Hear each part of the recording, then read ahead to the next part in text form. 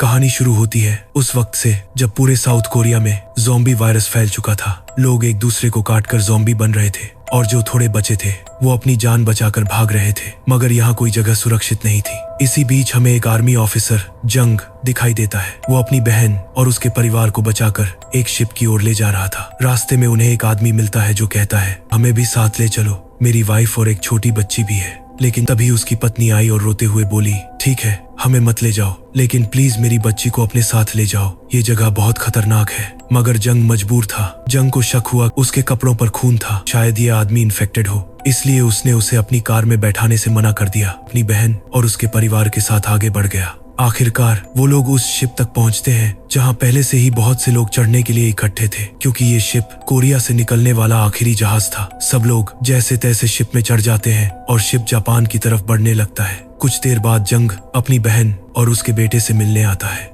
वो अपने बेटे से पूछती है कि तुम्हारे पापा चुलमिन कहाँ हैं? तो बेटा कहता है कि पापा खाना लेने गए हैं। जंग उसे दिलासा देता है कि चिंता मत करो, हम जल्दी ही जापान पहुंच जाएंगे। तभी एक आदमी जंग को बताता है कि कैप्टन ने शिप का रास्ता बदल दिया है, अब वो लोग जापान नहीं बल्कि हांगकांग जा रहे हैं। ये सुनकर जंग तुरंत कैप्टन से मिलने निकलता है, लेकिन इसी बीच शिप में बैठे एक इन्फेक्टेड आदमी पर किसी का ध्यान नहीं जाता। जंग जब कैप्टन की ओर जा रहा था तभी एक छोटे बच्चे की बॉल उस इन्फेक्टेड के पास चली जाती है। बच्चा बॉल उठाने गया और अचानक वो आदमी पूरी तरह ज़ॉम्बी बन गया। चारों तरफ अफरा तफरी मच जाती है। जंग ऊपर जाकर कैप्टन से पूछता है, हम जापान की बजाय हांगकांग क्यों जा रहे हैं? लेकिन कैप्टन गुस्से में कहता है, अपनी सीट पर बैठो, जब तक ऑर्डर न मिले तब तक कुछ मत बोलो। तभी एक क्रू मेंबर भागते हुए आता है और कैप्टन को बताता है कि नीचे के केबिन में एक इन्फेक्टेड आदमी मिला है। ये सुनते ही जंग अपनी बहन को बचाने नीचे भागता है। उधर चुलमिन खाना लेने लाइन में खड़ा था। तभी लोग केबिन से डरकर बाहर भागने लगे। जंग भी नीचे पहुंचता है जहां एक ज़ॉम्बी उस पर हमला करता है, लेकिन वो उसे गोली मारकर खत्म कर देता है। फिर वो अंदर जाता है तो देखता है कि वो इन्फेक्टेड आदमी पूरे केबिन में लोगों को काटकर ज़ॉम्बी बना चुका है।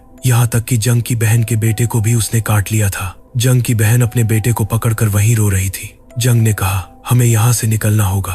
तभी ज़ॉम्बी फिर हमला करते हैं। जंग उन्हें गोली मारकर रोकता है, लेकिन तभी वो देखता है कि उसकी बहन को भी काट लिया गया है। जंग उसे वहीं छोड़ देता है और दरवाजा बंद कर देता है। चुलमिन भी अंदर जाने की कोशिश करता है, लेकिन जंग उसे रोक देता है। कुछ देर बाद शिप हांगकांग पहुंच जाती है। अब कहानी 4 साल आगे बढ़ती है। 4 साल बाद हम देखते हैं कि जंग हांगकांग में रह रहा है। तभी कुछ चाइनीज गैंगस्टर उसके पास आते हैं। वो जंग को पकड़ लेते हैं, लेकिन तभी उनमें से एक कहता है, रुको, हम लड़ाई करने नहीं आए, हमारा बॉस तुम्हें बुला रहा है। जंग उनके साथ बॉस के पास जाता है और वहां उसे अपना ब्रदर इन लॉ चुलमिन भी दिखता है। जंग उसे देखकर कहता है, तुम यहाँ क्या कर रहे हो? चलो मेरे साथ। लेकिन चुलमिन ने उसकी बात मानने से इनकार कर दिया। दरअसल दोनों ही उस शिप पर हुई घटना के बाद गिल्ट में जी रहे थे और इसी वजह से एक दूसरे से दूर हो गए थे। तभी गैंग का बॉस आता है और दोनों से कहता है, मेरे पास तुम्हारे लिए एक काम है। 4 साल से कोरिया में सोना और पैसा यूं ही पड़ा है। ज़ॉम्बियों को पैसों से क्या लेना देना, इसीलिए मैं चाहता हूं कि तुम दोनों वापस जाकर वहां पड़ा पैसों से भरा ट्रक निकाल कर लाओ। वो ट्रक तो हमारा होने ही वाला था, लेकिन तभी वायरस फैल गया और सब कुछ बीच में रुक गया। अब भी वो ट्रक वहीं खड़ा है। ये सब सुनकर जंग कहता है, लेकिन हम वहाँ के बॉर्डर को पार कैसे करेंगे? आसपास के देश तो हर जहाज और शिप पर नजर रखते हैं। इस पर उनका बॉस हंसते हुए कहता है, उसकी चिंता मत करो, हमने उनकी जेबें गर्म कर दी हैं, कोई भी कुछ नहीं बोलेगा। हमारे आदमी तुम्हें शिप से वहां पहुंचा देंगे और वापस भी ले आएंगे। तुम्हें बस ज़ॉम्बियों से बचते हुए ट्रक को समुद्र तक लाना है। पैसे मिलते ही हम आधे आधे बांट लेंगे। तुम लोग भी अमीर बन जाओगे और यहाँ आराम से जिंदगी जी सकोगे। वो मैप पर ट्रक का लोकेशन दिखाता है। ये सब देखने के बाद चुलमिन और बाकी दोनों लोग काम करने के लिए तैयार हो जाते हैं, लेकिन जंग चुप रहता है। चुलमिन जंग से कहता है, ये काम आसान है, कर लेंगे तो जिंदगी सही हो जाएगी। यहाँ तो हम इंसान से ज्यादा कीड़े मकोड़ों की तरह जी रहे हैं। काश तुमने मुझे उस वक्त बचाया ही ना होता, मुझे मेरी वाइफ और बेटे के साथ मरने दिया होता। जंग जवाब देता है, उन हालातों में मैंने वही किया जो सही लगा। चुलमिन गुस्से से कहता है, नहीं, तुमने सही फैसला नहीं लिया। तुम अपनी बहन को बचाने की कोशिश तक नहीं कर पाए। उसकी मौत के जिम्मेदार तुम भी हो। ये सुनकर जंग को गहरा धक्का लगता है और चुलमिन वहां से जाने लगता है। तभी एक आदमी खड़ा होकर चिल्लाता है, ये लोग पेनिनसुला से आए हैं जहाँ से ज़ॉम्बी वायरस फैला था। इन्हें खाना मत दो और यहाँ से बाहर निकालो। चुलमिन उस आदमी से भिड़ने ही वाला था, लेकिन जंग उसे रोक लेता है। अब जंग खुद भी समझ जाता है कि सच में उनकी जिंदगी यहाँ नर्क जैसी है। यही सोचकर आखिरकार वो भी इस काम के लिए तैयार हो जाता है।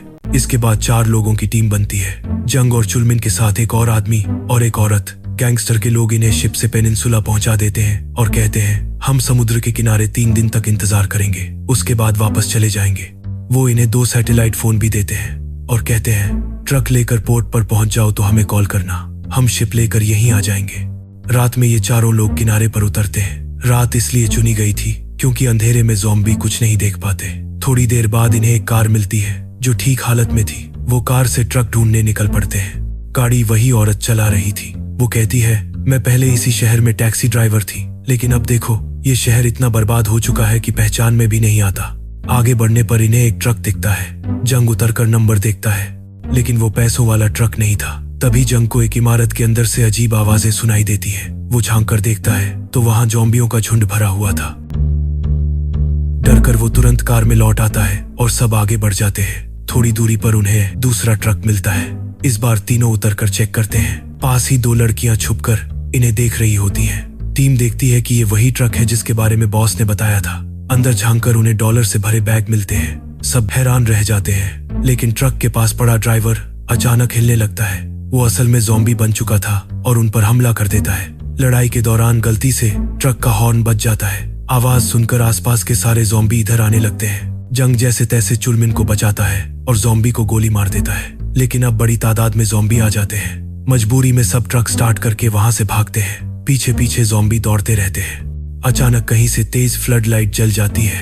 रोशनी पड़ते ही ज़ॉम्बी और भी उग्र होकर ट्रक पर टूट पड़ते हैं। गाड़ियों की टक्कर में चुलमिन औरत के साथ बुरी तरह फंस जाता है। हादसे में औरत की मौत हो जाती है।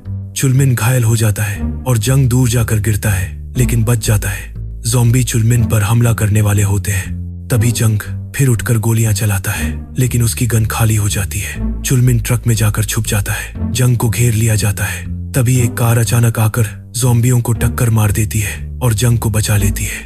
उस कार में 2 लड़कियां थीं। उन्होंने जंग को अंदर खींच लिया। बड़ी लड़की जून गाड़ी को तेजी से चलाने लगती है और जंग को वहां से निकाल ले जाती है। उसे शहर के रास्ते अच्छे से पता थे। गाड़ी दौड़ाते हुए वो ज़ॉम्बियों को कुचलती जाती है। कुछ देर बाद जंग बेहोश हो जाता है। जून उसे लेकर एक टनल तक पहुंचती है, लेकिन टनल के आगे दर्जनों ज़ॉम्बी खड़े थे। तब उसकी छोटी बहन यूजिन रिमोट कंट्रोल वाली खिलौना कार निकालती है जिसमें लाइट्स लगी थी। वो कार को ज़ॉम्बियों की ओर छोड़ देती है। सारे ज़ॉम्बी लाइट देखकर खिलौना कार के पीछे भागने लगते हैं। यूजिन उन्हें अपनी कार से दूर ले जाती है और रास्ता साफ हो जाता है। इसके बाद जून अपनी गाड़ी को आगे बढ़ाती है और अपने घर तक पहुंच जाती है। इधर ट्रक के पास अब भी ढेरों ज़ॉम्बी जमा थे। तभी एक और बड़ा ट्रक आता है जिस पर लाइट्स लगी थी। सारे ज़ॉम्बी उस ट्रक की ओर दौड़ पड़ते हैं और उसके पीछे चले जाते हैं। कुछ ही देर में वहां और गाड़ियां आ जाती हैं। उनमें से कई लोग बाहर निकलते हैं। असल में ये सब लुटेरे थे जिन्हें लगा था कि ये ट्रक खाने पीने का सामान लेकर आया है। अब जैसे ही ट्रक से वही आदमी बाहर निकलता है जो जोंग और चुनुलमिन के साथ था, सबको पता चलता है कि वो बुरी तरह घायल है। वो मदद मांगता है, लेकिन लुटेरों का लीडर आगे आकर बेरहमी से उसे मार देता है। इसके बाद वो लोग ट्रक खोले बिना ही उसे ले जाने लगते हैं। दूसरी तरफ जून और यूजिन जंग को लेकर एक सुरक्षित जगह पहुंचते हैं जहां उनका दादाजी भी मौजूद था। कुछ देर बाद जंग को होश आता है और वो उन्हें देखकर हैरान हो जाता है। वहां दादाजी यूजिन और जून से पूछते हैं कि बैटरी क्यों नहीं लाए। बिना बैटरी के वो मेजर जैन से संपर्क नहीं कर सकते थे। उनका मानना था कि मेजर जैन अब भी हेडक्वार्टर में है और जल्द ही रेस्क्यू टीम लेकर यहाँ पहुंचेंगी। लेकिन जून को लगता है कि उनकी उम्र के साथ साथ अब दिमाग भी कमजोर हो चुका है, इसलिए वो उनकी बातों पर ज्यादा ध्यान नहीं देती। इस बीच जंग पूछता है कि तुम लोग आखिर हो कौन। जून जवाब देती है कि तुम्हें पता होना चाहिए, ज़ॉम्बीज हमेशा ट्रक की तरफ खींचते हैं। अगर हमने तुम्हें नहीं बचाया होता तो अब तक तुम मारे जा चुके होते।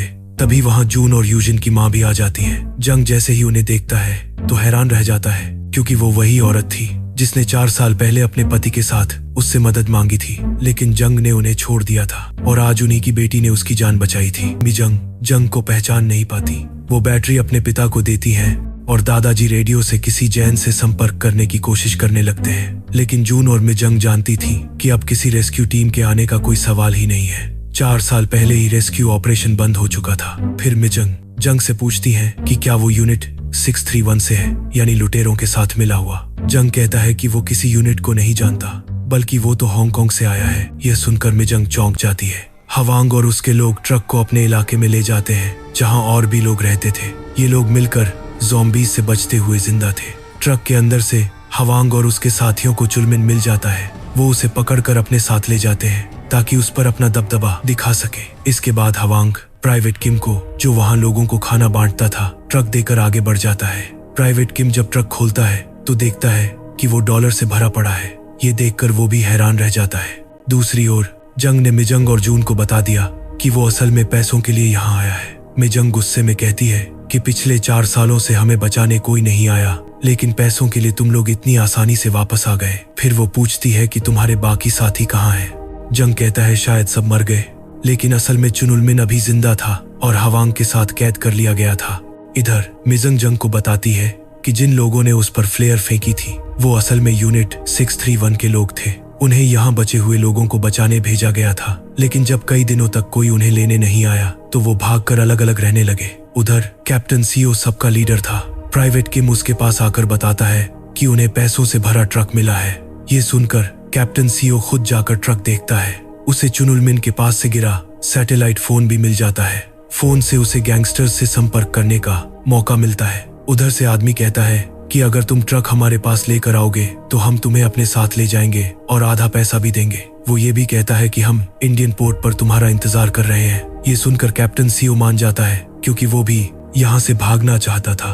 कैप्टन सीओ प्राइवेट किम से कहता है कि हम दोनों छुपकर यहाँ से निकलेंगे, लेकिन हवांग पर नजर रखनी होगी वरना वो हमें मार देगा। दूसरी तरफ जंग ने मिजंग को सब कुछ बता दिया था। अब ये लोग भी सोचते हैं कि उन पैसों से भरे ट्रक और फोन की मदद से वो लोग गैंगस्टर्स के पास जाकर यहाँ से निकल सकते हैं। प्लान ये बनता है कि रात में यूनिट 631 की जगह पर जाकर ट्रक और फोन चुरा लिया जाएगा। इधर चुनुलमिन और बाकी कैदियों को एक एरिना जैसी जगह ले जाया जाता है, जहाँ लोग उन्हें देखकर मजे लेने वाले थे। वहाँ उन पर ज़ॉम्बीज छोड़ दिए जाते हैं। सब अपनी जान बचाने की कोशिश करते हैं। थोड़ी देर बाद टाइम खत्म होता है और रोशनी की तरफ भागते हुए ज़ॉम्बीज को फिर से वापस बंद कर दिया जाता है। उधर मिजंग और जून अपने दादाजी को बताती है कि वो लोग आज रात यहाँ से निकलने वाले हैं, लेकिन दादाजी कहते हैं कि थोड़ा और इंतजार करो।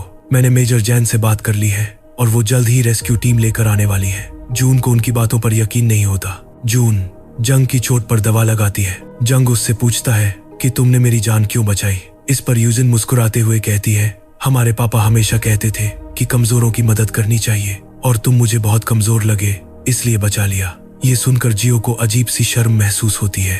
इधर कैप्टन सीओ प्राइवेट किम से पूछता है कि हवांग का ध्यान कैसे भटकाए। तभी उसके दिमाग में एक चाल आती है। दूसरी तरफ रात होते ही सब लोग कार लेकर यूनिट 631 की तरफ बढ़ते हैं। मिजंग गाड़ी दूर रोककर कहती है, बाहर मत निकलना, अगर मैं सूरज उगने तक वापस नहीं आई तो तुम लोग यहाँ से लौट जाना। ये कहकर मिजंग और जियो छुपते हुए दूसरे रास्ते से ट्रक की तरफ बढ़ते हैं। थोड़ी देर बाद इन्हें ट्रक दिख जाता है। उधर दूसरी तरफ कैप्टन सबको इकट्ठा कर कहता है कि आज सार्जेंट हवांग जिस ट्रक को लेकर आए हैं उसमें से हमें बहुत सारा खाना मिला है, इसलिए आज रात तुम सब खुलकर खा सकते हो और साथ ही इस नए गेम का मजा लेकर पूरी रात पार्टी कर सकते हो। ये सुनकर वहां मौजूद लोग खुश हो जाते हैं, लेकिन हवांग के मन में कैप्टन को लेकर शक पैदा हो जाता है। इसी बीच बाहर पहरेदारी कर रहे कुछ लोग देखते हैं कि कुछ ज़ॉम्बीज उनकी तरफ आ रहे हैं, मगर वे सोचते हैं कि इसे वो खुद संभाल लेंगे, इसलिए अंदर किसी को भी इसकी खबर नहीं देते। इधर हवांग सीधे कैप्टन सीओ के कमरे में पहुंचता है और कहता है, आज तुम इतने अजीब क्यों बर्ताव कर रहे हो?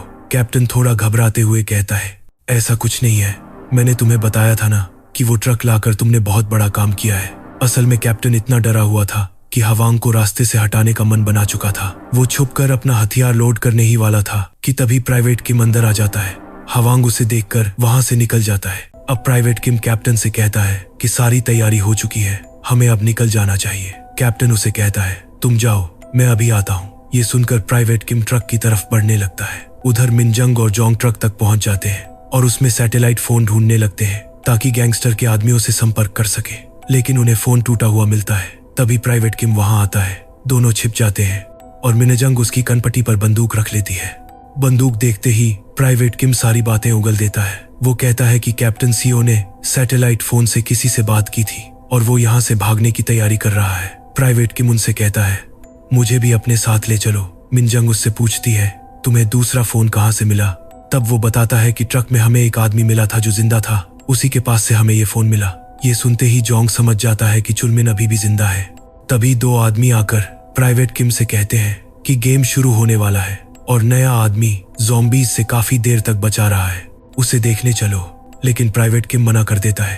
वो दोनों गेम देखने चले जाते हैं। मिनजंग उससे पूछती है कि फोन कहाँ मिलेगा। किम बताता है कि फोन कैप्टन सीओ के पास है और वो अभी यहाँ आने वाला है। ये सुनकर मिनजंग जोंग से कहती है कि तुम जाकर अपने दोस्त चुलमिन को बचाओ। उधर एरिना में गेम शुरू हो चुका था। ज़ॉम्बीज़ कैदियों पर हमला कर रहे थे। उसी दौरान कैप्टन सीओ भी ट्रक के पास आ जाता है। मिनजंग उससे फोन मांगती है लेकिन वो उस पर गोली चलाने लगता है। मिनजंग उसे टक्कर मारकर गिरा देती है और फोन छीनकर कैप्टन को बेहोश कर देती है। इधर जोंग अंदर घुसकर कुछ गार्ड्स को गोली मार गिराता है और फिर एरिना में जाकर चुलमिन को ज़ॉम्बीज़ से बचाता है। वहां मौजूद लोग जोंग को देख लेते हैं और बंदूकें निकालते हैं, लेकिन जोंग तुरंत स्मोक फैला देता है। धुएं और रोशनी की वजह से ज़ॉम्बीज़ उधर से बाहर निकलकर उन लोगों पर हमला करने लगते हैं। मौके का फायदा उठाकर जोंग चुलमिन को बाहर निकाल लेता है। दोनों बचकर भागने की कोशिश करते हैं। तभी पीछे से ज़ॉम्बीज़ भी आ धमकते हैं। फाइट शुरू हो जाती है। गोलीबारी के बीच जोंग की बंदूक गिर जाती है। वो किसी तरह ज़ॉम्बीज़ से लड़ता है। तभी चुलमिन बंदूक उठाता है और उन पर गोलियां बरसाता है। फिर वो बंदूक जोंग को थमा देता है और सार्जेंट हवांग चुलमिन को गोली मार देता है। चुलमिन की मौत हो जाती है। ये देखकर जोंग को बहुत दुख होता है, लेकिन उसे चुलमिन को वहीं छोड़ना पड़ता है। इसी दौरान मिनजंग ट्रक लेकर अंदर आती है और जोंग उसमें चढ़ जाता है। मिनजंग तेजी से ट्रक भगाती है। दूसरी तरफ हवांग और उसके आदमियों पर ज़ॉम्बीज़ टूट पड़ते हैं। कुछ लोग बचकर गाड़ी में बैठ जाते हैं और जोंग के ट्रक का पीछा करने लगते हैं। मिनजंग ट्रक तेजी से दौड़ा रही थी कि अचानक सामने से ज़ॉम्बीज़ आ जाते हैं। वो उन्हें गोली मारती है। तभी जून भी अपनी कार लेकर वहां पहुंच जाती है। ज़ॉम्बीज़ लाइट देखकर जून की कार की तरफ बढ़ जाते हैं। मिनजंग मौके का फायदा उठाकर ट्रक आगे निकाल लेती है। अब दोनों गाड़ियां इंडियन पोर्ट की तरफ बढ़ने लगती हैं, मगर पीछे से हवांग के बचे हुए लोग भी आ जाते हैं। हवांग अपने आदमियों से कहता है लाइट्स ऑन करो, और जैसे ही उनकी गाड़ियों की बड़ी बड़ी हेडलाइट्स जलती हैं, चारों तरफ मौजूद ज़ॉम्बीज़ जून की कार और ट्रक पर टूट पड़ते हैं। जंग ये देख तुरंत बाहर निकलता है और बंदूक से उन लाइट्स को तोड़ने लगता है ताकि ज़ॉम्बीज़ का ध्यान हट सके। लेकिन एक और गाड़ी ट्रक के साइड में आकर धक्का देने लगती है। जून समझ जाती है कि अब कुछ करना पड़ेगा। वो अपनी कार से ज़ॉम्बीज़ को उड़ाकर रास्ता ब्लॉक कर देती है, जिससे दूसरी गाड़ी ज़ॉम्बीज़ से टकरा जाती है। मिजन किसी तरह ट्रक को निकाल लेती है। थोड़ा आगे जंग को वही बिल्डिंग दिखती है जिसमें पहले उसने ढेर सारे ज़ॉम्बीज़ को जाते देखा था। जंग उस बिल्डिंग के शीशों पर गोलियां चला देता है। जैसे ही हवांग की गाड़ियां वहां पहुंचती हैं, अंदर से निकले ज़ॉम्बीज़ उन पर टूट पड़ते हैं। इस तरह जंग और उसके साथी हवांग और उसके आदमियों से छुटकारा पा लेते हैं। इसके बाद सब लोग सीधा इंचन पोर्ट की तरफ बढ़ते हैं। मिजन जंग को सैटेलाइट फोन देती है। जंग गैंगस्टर के आदमियों को कॉल करता है और बताता है हम पैसों वाला ट्रक लेकर इंचन पोर्ट आ रहे हैं, तुम भी वहां आ जाओ। कुछ देर बाद सब एशियन पोर्ट पहुंच जाते हैं। तभी अचानक एक गाड़ी आकर जून की कार को टक्कर मारती है। उसमें से कैप्टन सीओ निकलता है। वो जून को पकड़कर बंदूक की नोक पर ले लेता है और जंग और मिजन को भी अपनी बंदूकें नीचे रखने को मजबूर कर देता है। दोनों जून की जान बचाने के लिए हथियार नीचे रख देते हैं। उसी वक्त यूजिन अपनी रिमोट कंट्रोल कार निकालती है और उससे सीओ का ध्यान भटका देती है। जून मौका देखकर खुद को छुड़ा लेती है। गुस्से में सीओ गोली चलाता है, लेकिन उनके ग्रैंडपा बीच में आकर जून को बचा लेते हैं और खुद गोली खा लेते हैं। ये देखकर जंग और मिजन तुरंत फिर से बंदूक उठा लेते हैं। तभी सीओ मिजन के पैर पर गोली मार देता है और खुद ट्रक में बैठकर वहां से भाग जाता है। अब सीओ ट्रक लेकर इंचन पोर्ट की ओर बढ़ रहा था। उसे लगता है जीत उसी की है, लेकिन जब वो ट्रक को जहाज पर चढ़ा देता है तो गैंगस्टर का आदमी देख लेता है कि ये उनका अपना बंदा नहीं है। वो तुरंत सीओ को गोली मार देता है, लेकिन मरते मरते भी सीओ ट्रक को रिवर्स गियर में डाल देता है, जिससे ट्रक जहाज से नीचे गिर जाता है और जहाज का गेट खुला रह जाता है। नतीजा ये होता है कि ढेरों ज़ॉम्बीज़ जहाज में घुस जाते हैं और गैंगस्टर के सभी आदमियों को खत्म कर देते हैं। इधर जंग मिजन और उसकी फैमिली के साथ दूर खड़ा ये सब देख रहा था। वो सब भी उसी जहाज से यहाँ से निकलने वाले थे, लेकिन अब रास्ता बंद हो चुका था। ऊपर से ग्रैंडपा की भी गोली लगने से मौत हो जाती है। तभी अचानक वहाँ एक रेस्क्यू टीम पहुंच जाती है। मिजन समझ जाती है कि यही वही टीम है जिसके बारे में उसके डैड ने बताया था। मिजन जंग से कहती है इस बार मेरी बेटियों को जरूर अपने साथ ले जाना, क्योंकि अब उसके पैर में गोली लगी थी और वो आगे नहीं जा सकती थी। जंग उनकी बात मानकर आगे बढ़ता है। जून और यू भी रेस्क्यू टीम की ओर भाग रही होती हैं। तभी ज़ॉम्बीज़ उन पर हमला कर देते हैं। मिजन किसी तरह उठकर एक गाड़ी में बैठ जाती है और उसके हॉर्न बजा देती है। शोर सुनकर सारे ज़ॉम्बीज़ उसकी ओर दौड़ जाते हैं। जून और यू रेस्क्यू टीम तक पहुंच जाती हैं। वहां वही कप्तान जंग आती है जिसके बारे में इंटेलिजेंस वाले बता रहे थे। वो उन्हें बाहर निकालने की तैयारी करती है। जून रोते हुए कहती है मेरी माँ अभी भी अंदर है, उसे भी बचा लो। लेकिन कैप्टन जंग साफ कहती है अब उन्हें बचाना नामुमकिन है। ये सुनकर यूजिन गुस्से में उसकी ही बंदूक उठाकर धमकी देती है अगर मेरी माँ नहीं गई तो मैं भी नहीं जाऊंगी। दूर खड़ी मिजन ये सब देख रही होती है और समझ जाती है कि उसकी वजह से बेटियां कमजोर पड़ रही हैं। वो अब हार मानने ही वाली होती है कि तभी जंग को अपने जीजा चुनमिन की वो बात याद आती है, तुमने तो अपनी बहन को बचाने की कोशिश भी नहीं की थी। ये सोचकर जंग फैसला करता है कि इस बार वो कोशिश जरूर करेगा। वो भागकर मिजन की मदद करने पहुंचता है, ज़ॉम्बीज़ पर गोलियां चलाकर रास्ता साफ करता है। मिजन भी अब हार मानती नहीं, वो अपनी बंदूक से लगातार फायर करती है और लंगड़ाते हुए भागती हुई अपनी बेटियों तक पहुंच जाती है। जून और यू अपनी माँ को गले से लगा लेती है। रेस्क्यू टीम सबको हेलीकॉप्टर में बिठाकर वहां से निकाल लेती है। आखिरकार ये परिवार ज़ॉम्बीज़ की उस नर्क जैसी दुनिया से बचकर एक सुरक्षित दुनिया की तरफ बढ़ जाता है और इसी के साथ कहानी खत्म होती है। अगर आपको DLE का ये एक्सप्लेनेशन पसंद आया हो तो चैनल को सब्सक्राइब करना ना भूलें।